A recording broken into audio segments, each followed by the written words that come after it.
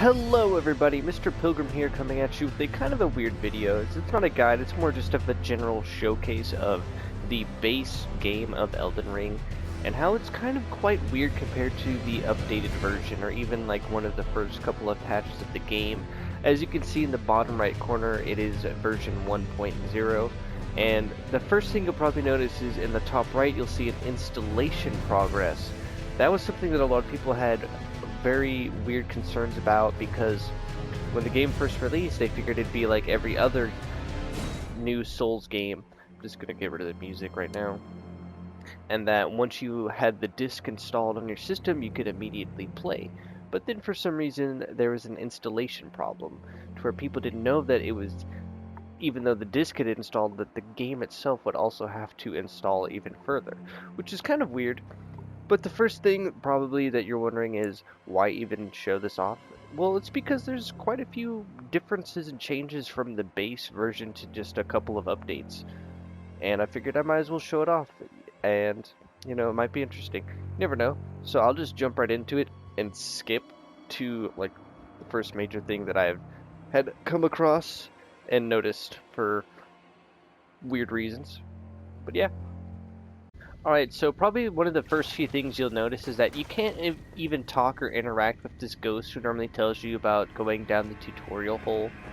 And then another thing is that if you haven't fully installed the game or let the installation process reach 100% before you start the base version of the game, when you try and go through this door it'll say that the game is not completely installed and that it won't ever let you leave the tutorial area. You can play through the tutorial area, but you just can't leave. Like, you can go do the boss and all that, and fight the enemies and learn about the game, but you can't ever leave until you finish 100%. Now, the 100% doesn't include any updates, so what you could do, unplug your system from the internet or whatever, install the disc, and then load up the game, and then do a 100% installation, and then you'll be just fine. You can play the game on a kind of weird and broken state, as I'll show off. But I'm going to come back now to when we can open the door. Alright, so the next thing probably to say is this right here, the finger sever. For those of you playing on the current version, you'll immediately notice that this is quite the different version than what we normally have. As you can see, the finger is normal, but that item is quite different. As you can see, it just looks like a slab. It is definitely weird. There's a couple other items that are just like that, where the symbols or the pictures that they use are slightly different than normal. But for the most part, most of the game is almost the same. Like, all of the key major bosses are about the same. The only difference is the adjustments made to them, such as HP, stuff, you know, simple stuff like that, defenses, health, damage output, how much damage they take from certain weapons, you know, and stuff like that. In this version of the game, of course, Frost is still broken, Moonveil is still pretty broken and strong, you know, so those are just fine. The only difference is that there is no Ice Rind Hatchet, which I'll probably actually be skipping to right now, just to show you the proof in that area, so yeah. Alright, now as you'll see, if you follow, or you will watch here at Temple Quarter in Liurnia of the Lakes, you'll find over in this area there's normally a chest right here with the Ice Rind Hatchet that you can find. Now for some reason the chest just doesn't exist in this game at all, and the Ice Rind Hatchet doesn't exist too. It was added in a later version of the game. Now, for those still wondering, no, Hoarfrost Stomp is still in this version of the game. You can still get the Ash of War for it, so that is still, you know, that's fine. Also, you can see the dragon is actually roaming around. I remember when I encountered the dragon, normally it was just sleeping. Of course, I have to have this happen. But don't worry, I will show you, if you're still wanting to play the game in this version, how to get the Hoarfrost Stomp. It is just going to be right here in this little lake area. There'll be a beetle, one of those little hidden beetles that you just have to smack it once. just to the east of Carrier Manor, and that'll allow you to easily just cake everything in this game for the most part. So yeah, the only downside of course is its range, but I'm probably going to skip to show you just how crazy the damage is with an unupgraded weapon and just base level, which I'll show you on Margit. One small minor detail is that also the Ashes of War don't have their unique little like caricatures of the Ash of War. It's instead you just have this specific just sword. That's all that really is, which is kind of weird, as well as the upgrade stones being different as it goes smithing, large, then hard, then it'd be large, hard, which is kind of weird, but this is what they originally were, but I understand the change to just smithing stone 1 up to 8, as it makes way more sense just to have it like that. It makes it easier to know, but it is kind of weird. But other than that, probably some other things that you'll notice is just how some items just aren't there in chests or on corpses, even though you can see and open the chests. Definitely kind of weird, but yeah.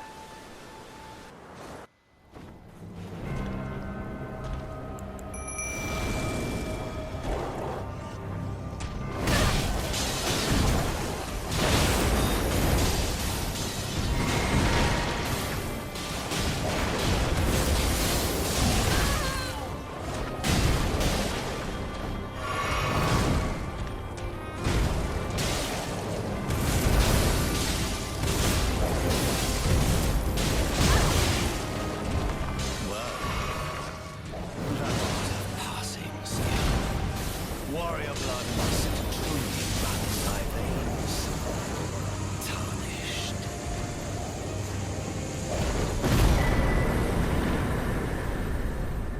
I shall remember thee, tarnished, smoldering with thy meager flame. As you can see though, I haven't even upgraded this weapon and I'm still level 9. I have put no stats to anything, and just like that I was easily able to defeat Margit. It's kind of crazy. Also to know, and I'll probably show, almost all of the legendary items aren't even classified as legendary. Like when you pick them up, they'll just be purple.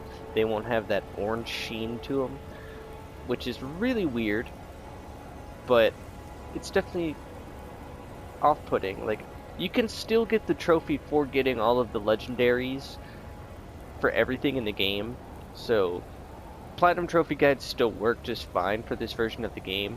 There's just going to be certain weapons and armors that you probably just can't get, and it is quite weird. But yeah, I'm going to skip to that now. But as you can see, I picked up the Sword of Night and Flame, and when you go and look at its item description, it won't even say, you know, a legendary armament. It just says some, you know, standard item description that would normally come with the weapon itself. Which is interesting because there are a lot of actual item descriptions in this base version that are just lackluster or don't have any, really anything. It's just basic. It's definitely weird. So if you actually come down south to the Weeping Peninsula, normally if you're going to try and get the flail for like a bleed weapon, if you don't have one, you'll normally come right here and look at that, it's just not there. I have no idea where it is or if it even exists in this version of the game, and it's been a mystery to me. Like I've said, there's been a lot of changes and stuff like that to the game from this version to an updated version, and it's definitely weird. You'll find, like, I don't think any of the grace points are moved or changed at all, which is at least okay. But yeah, it's kind of weird. I'm trying to think of everything else that's really major in this version of the game, which, I mean, not really. Because like I said, this version of the game, ice is still good, But as you can see, the stomp is pretty terrible. It has no range. It doesn't even create an actual pattern. And this is on a pretty okay surface too to stomp on. But as you saw in the Margit fight, is basically blood ice comboing him to death. So I'd freeze him and I'd cause him to bleed from the ice attack, which is pretty crazy. But another thing to show is that the gold pickle foulfoot just doesn't exist on that beach anymore. Alright, and as you'll see, this is the normal corpsey loot for the gold pickle foulfoot if you're going to do the dragon run to get 90,000 souls early on in the game. However, as you can see, it's just some arrows. Also to note, if you actually go and do dragon run to go and bleed out Grail, and then you want to get his roar, you actually have to come over to this dragon communion here in Limgrave. You can't go to the one in Caelid, as it just won't allow you to get it there. To get to that, you just have to go through the Dragon Path cave right here, located on the beach. So yeah, it's just, there's so much small, subtle changes to the version, to this version of the game versus when they update it and add more stuff, you know. It's interesting to see, but with this game being as massive as it is, it's to be expected that there's some small oversights or things like that to happen, because there's a lot that went into this game, you know. Like seeing the Church of Anticipation, or Chapel of Anticipation from right here, seeing parts of Liurnia past that, seeing Stormvale Castle from right here. It's just, it's amazing. And then looking east, you can see bits of Caelid right there. You know, it's just, or Castle Morn, I should say, it's Way Peak Peninsula. You know, it's just, it's a massive game. So hopefully this video has more or less just been to show off the weirdness of that, and just, yeah, just to make it unknown. Maybe data miners or people who have more time than I do, or less restriction on how to do things like that, can experience or show more than I can in a faster amount of time than I could. But yeah, it's going to be all just a simple video showing off some of the small things and changes and differences from this version of the game to others. The one I would like to show, which like I said, time constraints for the character, the Godskin duo fight in Faram Azula requires you to have to at least kill 8 versions. Like, you have to kill 8 Godskins. And that is already daunting enough. I don't know why their health pool is ridiculous in this version of the game. So yeah. But this has been Mr. Pilgrim, and I'll see you all in the next video.